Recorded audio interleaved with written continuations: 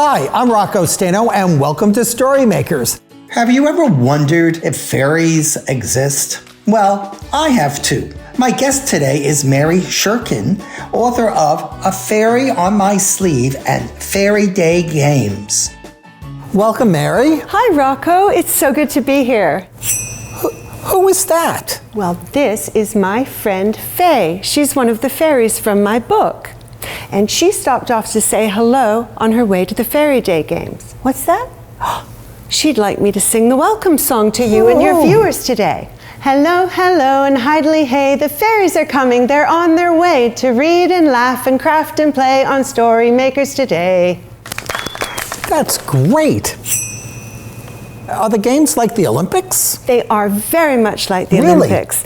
The Fairy Day Games is like Christmas, Independence Day, and your birthday all rolled into one big country fair. So much fun. There are games and contests and prizes and yummy, yummy treats like cotton candy and rock candy that could last a whole year. Oh my, Yum. Yes, sounds great. And you have two books here, Fairy on My Sleeve and Fairy Day Games. Tell us about them. A Fairy on My Sleeve gives us a glimpse into a world where magical things are as real as they seem.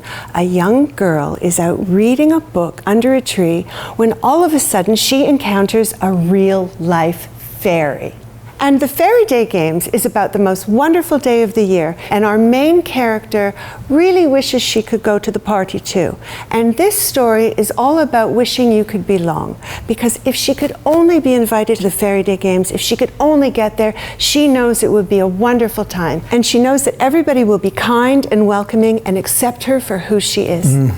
So when did you learn about these magical worlds? Well, Rocco, when I was a little girl, I spent a lot of time in England with my grandparents. And my grandmother used to read me the most wonderful fairy stories. And when she wasn't reading them to me, she would tell me her own stories. And I would be in the garden, and she would always say, look for the magic. It's there.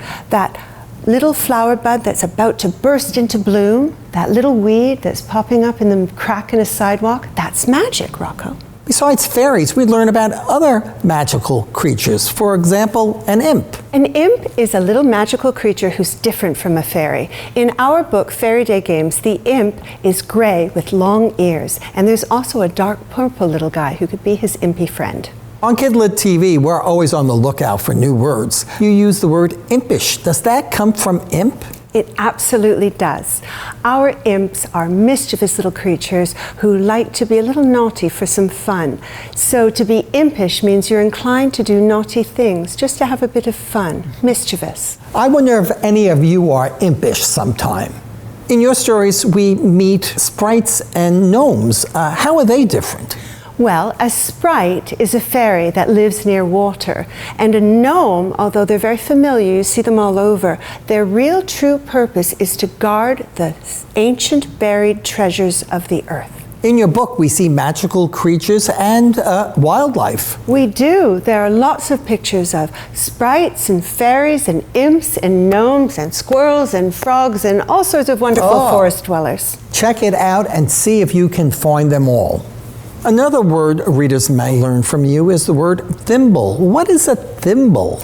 A thimble is a little cup that goes on your finger to protect it from needles when you're sewing. They can be made of metal or wood or plastic, and this one is metal. And here's how I use the word thimble in my book. The fireflies brighten an old hollow log. On a red-spotted toadstool sits a fat frog. An old worn-out thimble made out of wood makes a table for fairy friends, gentle and good.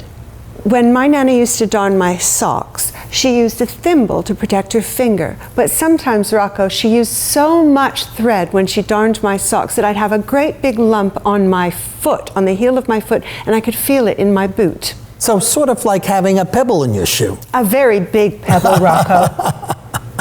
We know that fairies exist, but they're actually very difficult to catch. But we have a way that you can have your own fairy. We certainly do. And I'm going to show you how to make your very own fairy craft. So to start, we will need either a wooden spoon or a plastic spoon or a popsicle stick. And if you don't have a popsicle stick, you can take a toilet roll and you can cut out a slip that will just be a fairy body. We will need to make her a dress, and we will get her some tissue paper. And if we'd like to make a nice little layered dress, we can put another layer of tissue paper, some glitter paper for her wings, because fairies have shiny wings, some gold stars, and that's going to be our fairy's crown. Now we're also going to need a pair of scissors, a rubber band, and a glue stick. I have a black Sharpie and a pink Sharpie, and this is going to be for her legs and her hair, and she will be lovely. Are you ready to start, Rocco? Yes. All right, let's go then. First, we're going to take our wooden spoon or popsicle stick, and we're going to take our piece of paper, our piece of tissue paper. Now, Rocco, do you know how to make a fan? I don't think so. Okay, we're going to make one fold, and then we're going to crease it. Turn that piece of tissue paper over, and where you made that fold, make another fold going in the opposite direction. And then we're going to keep doing that back and forth until we have a nice dress. See? We're giving her ruffles and pleats. And there we go.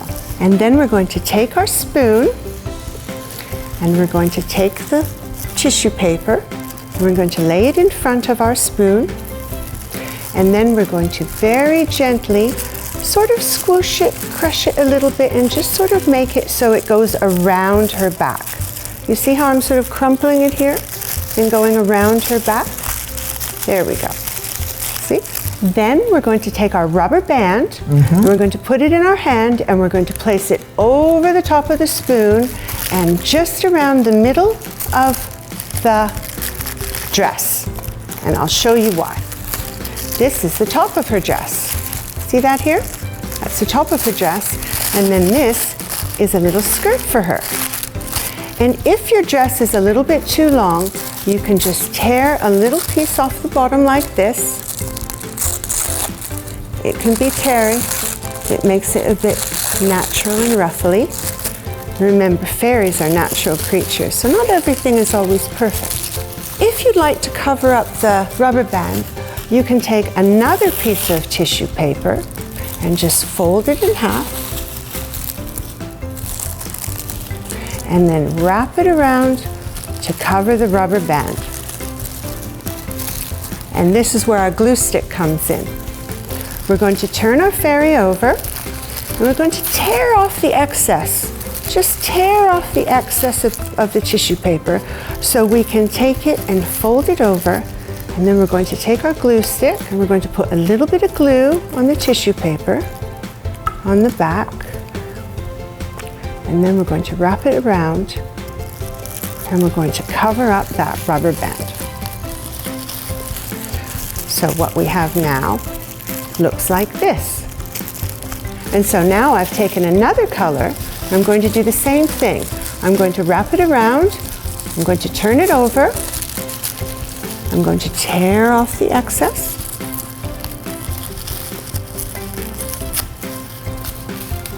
Then we're going to put some glue on.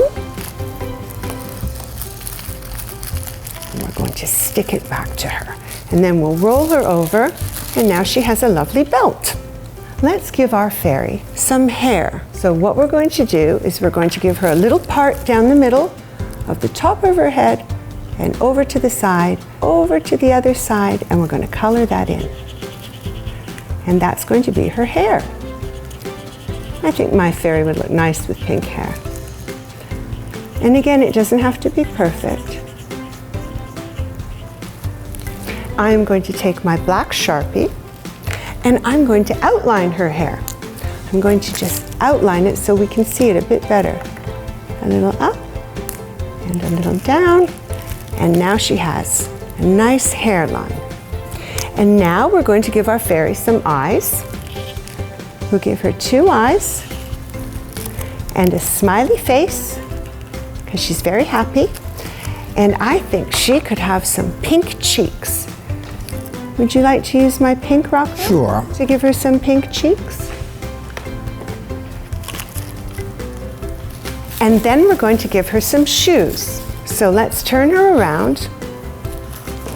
And first, we have to give her legs. So we'll just draw a little line right up the center. And then we will draw a little around the bottom because we're going to make her shoes. So do you see that sort of looks like an umbrella, what I've done?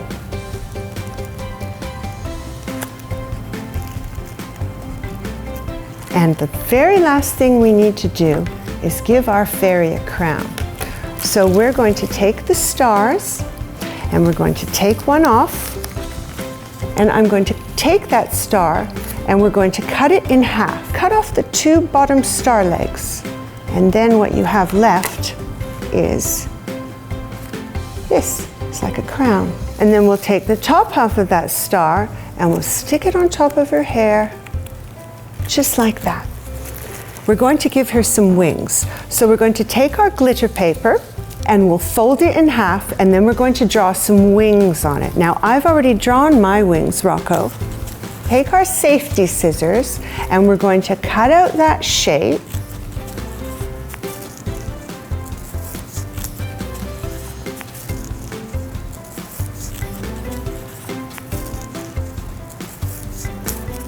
So when you open it up, ta-da! We've got fairy wings. So now we're going to take our glue stick one more time. Yes. And we're going to put it down the center of the glitter part, glitter side up, put the glue on there. And now we're going to take our fairy and we are going to place her on top of it and press down, press, press, press. Make sure she sticks. Ta-da! We have a fairy. What do you think? I think she's great. Viewers, you can find this craft and more on Mari's website.